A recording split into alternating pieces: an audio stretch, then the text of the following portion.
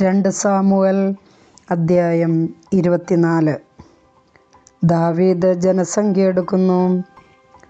കർത്താവ് വീണ്ടും ഇസ്രായേലിനോട് കോപിച്ചു. അവരെ കഷ്ടപ്പെടുത്താൻ ദാവീദിനെ പ്രേരിപ്പിച്ചു. നീ ചെന്ന് ഇസ്രായേലിനെയും യൂദായിലെയും ആളുകളുടെ എണ്ണമെടുക്കുക എന്ന് കർത്താവ് അവനോട് കൽപ്പിച്ചു. രാജാവ് യോവാബിനോടും സൈന്യത്തലവന്മാരോടും പറഞ്ഞു, ദാൻ മുതൽ ബേർഷേബ വരെയുള്ള ഇസ്രായേൽ ഗോത്രങ്ങളിലെ ജനത്തെ എണ്ണുക, എനിക്ക് സംഖ്യ അറിയണം. എന്നാൽ യോവാബ് പറഞ്ഞു, രാജാവേ, അങ്ങയുടെ ദൈവമായ കർത്താവ് ജനത്തെ ഇന്നുള്ളതിൻ്റെ 100 ഇരട്ടി വർദ്ധിപ്പിക്കട്ടെ. അത് കാണാൻ അങ്ങേക്ക് ഇടവരട്ടെ. പക്ഷേ അങ്ങേക്ക് ഇതിലിത്ര താൽപ്പര്യം എന്താണ്? യോവാബും പടനായകന്മാരും രാജകൽപ്പനയ്ക്ക് വഴങ്ങി. ഇസ്രായേൽ ജനത്തെ എണ്ണാൻ അവർ രാജസന്നിധിയിൽ നിന്ന് പുറപ്പെട്ടു. അവർ ജോർദാൻ കടന്ന് താഴ്വരയുടെ മധ്യത്തിലുള്ള അരോവറിൽ നിന്ന് ആരംഭിച്ച് ഗാദിലേക്കും യാസറിലേക്കും പോയി. അവർ ഗിലെയാദിലും ഹിത്യരുടെ ദേശമായ കാദേശിലും എത്തി. പിന്നെ ദാനിലേക്കും അവിടെ നിന്ന് സീദോനിലേക്കും പോയി. കോട്ട കെട്ടിയ ടൈർ പട്ടണത്തിലും ഹിവ്യരുടെയും കാനാന്യരുടെയും എല്ലാ പട്ടണങ്ങളിലും അവസാനം യൂദായുടെ നെഗേബിലുള്ള ബേർഷേബയിലും അവർ എത്തി. അവർ ദേശമെല്ലാം സഞ്ചരിച്ച് 9 മാസവും 20 ദിവസവും കഴിഞ്ഞു ജെറുസലേമിലെത്തി. യോവാബ് ജനസംഖ്യ രാജാവിനെ അറിയിച്ചു. സൈന്യസേവനത്തിന് പറ്റിയവർ ഇസ്രായേലിൽ 8 ലക്ഷവും യൂദായിൽ 5 ലക്ഷവും ഉണ്ടായിരുന്നു. ജനസംഖ്യ എടുത്തു കഴിഞ്ഞപ്പോൾ ദാവീദിന് മനസ്സാക്ഷിക്കുത്തുണ്ടായി. ദാവീദ് കർത്താവിനോട് പറഞ്ഞു, ഞാൻ കൊടും പാപം ചെയ്തിരിക്കുന്നു. കർത്താവേ, അങ്ങയുടെ ദാസൻ്റെ പാപം പൊറുക്കണമേ. ഞാൻ വലിയ ഭോഷത്വം പ്രവർത്തിച്ചിരിക്കുന്നു.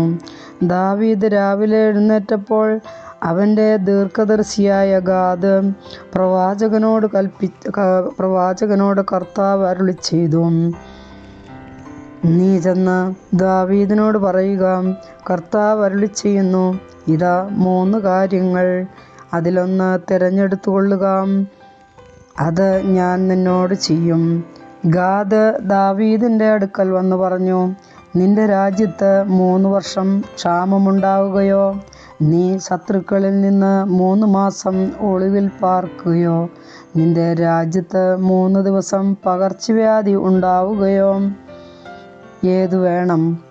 എന്നെ അയച്ചവന് മറുപടി കൊടുക്കേണ്ടതിന് നീ ആലോചിച്ച് ഉത്തരം നൽകുക. ദാവീദ് ഗാദിനോട് പറഞ്ഞു, ഞാൻ വലിയ വിഷമത്തിലായിരിക്കുന്നു. കർത്താവിൻ്റെ കരം തന്നെ നമ്മുടെ മേൽ പതിച്ചു കൊള്ളട്ടെ. എന്തെന്നാൽ അവിടുന്ന് അതിദയാലുവാണല്ലോ. എന്നാൽ ഞാൻ മനുഷ്യരുടെ പിടിയിൽ അകപ്പെടാതിരിക്കട്ടെ. അങ്ങനെ അന്ന് പ്രഭാതം മുതൽ നിശ്ചിത സമയം വരെ കർത്താവ് ഒരു പകർച്ചവ്യാധി അയച്ചു. ദാൻ മുതൽ ബേർഷേബ വരെ ജനത്തിൽ 70,000 പേർ മരിച്ചു. കർത്താവിൻ്റെ ദൂതൻ ജെറുസലേം നശിപ്പിക്കാൻ കൈനീട്ടിയപ്പോൾ കർത്താവ് ആ തിന്മയെപ്പറ്റി അനുതപിച്ചു. സംഹാരദൂതനോട് അവിടുന്ന് കൽപ്പിച്ചു, മതി, കൈ പിൻവലിക്കുക. കർത്താവിൻ്റെ ദൂതൻ ജബൂസ്യനായ ആരപ്നായുടെ മെതിക്കളത്തിനടുത്തായിരുന്നു.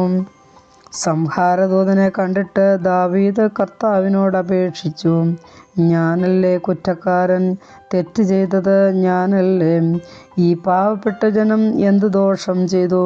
എന്നെയും എൻ്റെ പിതൃഭവനത്തെയും ശിക്ഷിച്ചാലും. അന്ന് തന്നെ ഗാദ് ദാവീദിൻ്റെ അടുക്കൽ ചെന്ന് പറഞ്ഞു, ജബൂസ്യനായ ആരപ്നായുടെ മെതിക്കളത്തിൽ ചെന്ന് കർത്താവിനൊരു ബലിപീഠം പണിയുക. ദാവീദ് കർത്താവിൻ്റെ കൽപ്പനയനുസരിച്ച് ഗാദ് പറഞ്ഞ പ്രകാരം ആരപ്ന തല ഉയർത്തി നോക്കിയപ്പോൾ രാജാവും ഭൃത്യന്മാരും തൻ്റെ അടുത്തേക്ക് വരുന്നത് കണ്ടു. അവൻ ചെന്ന് രാജാവിൻ്റെ മുൻപിൽ സാഷ്ടാംഗം പ്രണമിച്ചു. അവൻ ചോദിച്ചു, പ്രഭോ, ഇങ്ങോട്ട് എഴുന്നള്ളിയതെന്തിന്? ദാവീദ് പറഞ്ഞു, മഹാമാരിയും ജനത്തിൽ നിന്നകലേണ്ടതിന് കർത്താവിനൊരു ബലിപീഠം പണിയാൻ നിന്റെ മെതിക്കളം വാങ്ങുവാൻ തന്നെ. അരബ്ന ദാവീദിനോട് പറഞ്ഞു, യജമാനനെ അങ്ങ് ആഗ്രഹിക്കുന്നതെന്തും ബലിയർപ്പിച്ചാലും ബലിപീഠത്തിൽ അർപ്പിക്കേണ്ടതിന് ഇതാ കാളകൾ, വിറകിന് ഇതാ മെതിവണ്ടികളും നുകങ്ങളും. രാജാവേ, അരബ്ന ഇതെല്ലാം രാജാവിന് തരുന്നു. അവൻ തുടർന്നു, അങ്ങയുടെ ദൈവമായ കർത്താവ് അങ്ങിൽ സംപ്രീതനാകട്ടെ. ദാവീദ് അരബ്നയോട് പറഞ്ഞു, ഇല്ല, വിലയ്ക്ക് മാത്രമേ ഞാനിത് വാങ്ങൂ. എനിക്ക് ഒരു ചെലവുമില്ലാത്ത ദഹനബലി എൻ്റെ ദൈവമായ കർത്താവിന് ഞാൻ അർപ്പിക്കുകയില്ല. അങ്ങനെ ദാവീദ് 50 ശേക്കൽ വെള്ളി കൊടുത്ത് കളവും കാളകളും വാങ്ങി അവിടെ ബലിപീഠം പണിത് ദാവീദ് കർത്താവിന് ദഹനബലികളും സമാധാന ബലികളും അർപ്പിച്ചു. കർത്താവ് ദാവീദിൻ്റെ പ്രാർത്ഥന കേട്ടു. ഇസ്രായേലിൽ നിന്ന് മഹാമാരി വിട്ടുപോയി. കർത്താവിൻ്റെ വചനം.